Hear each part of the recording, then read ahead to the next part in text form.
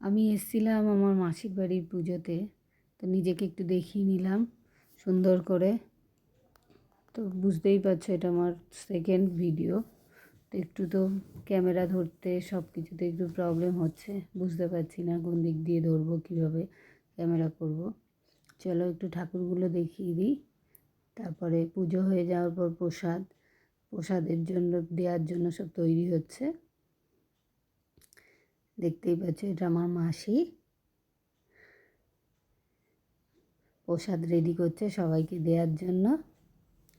তারপরে চলো আরেকটা মাসি ঠাকুরের ওখানে পুজোর সব জিনিসপত্রগুলো একটু সরিয়ে সরিয়ে গুছিয়ে রাখছে। দেখেছো গণেশ ঠাকুরটা কত সুন্দর।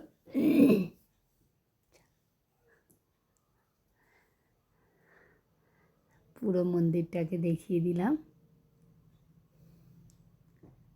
তারপরে এবার চলো খাবার জন্য কি কি বানাচ্ছে সেটা একটু দেখিয়ে দিই। রাধা বল্লভী রেডি হচ্ছে, আগে খিচুড়ি হয়ে গেছে, আরও যা যা রান্নার সব হয়ে গেছে। এখানে সব মাসির মেয়েরা রেডি হচ্ছে। এটা আমার একটা মামি,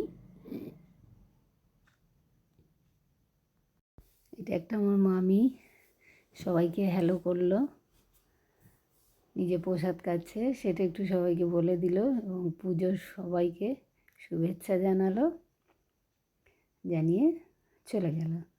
তারপর আমি যাচ্ছি মেকআপ রুমে, এখানে সবাই একটু টেকআপ করে নিল। করে নেওয়ার পর আরেকটা বোন বসে ফোন দেখছিল, একটু হাই করে দিল। তারপর একটু সুন্দর একটা ছোট্ট ধুতি পাঞ্জাবি পরা একটা কিউট বেবি চলে এলো আমার সামনে। এবার চলে এলাম আমরা ছাদে, যেখানে সবাই লোকজন এসে বসছিল, পুজোর প্রসাদ খাচ্ছিল। সবাই এক এক করে আসছে।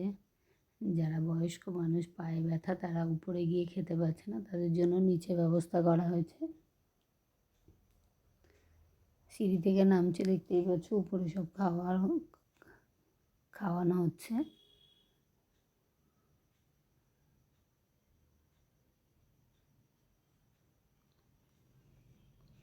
তার সামনে যেটা দাঁড়িয়ে আছে এটা আমার মেসোমশাই। প্রচুর লোকজন আসছে, আস্তে আস্তে অনেকে পার্সেল করে বাড়িতেও নিয়ে যাচ্ছে, সে ব্যবস্থাও করা হয়েছে।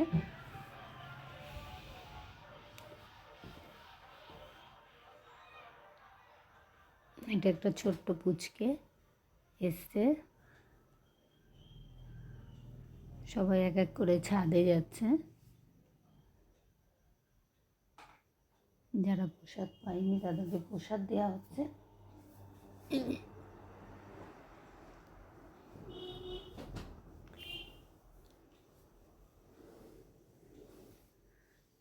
তারপরে চলে আসা হলো ছাদে।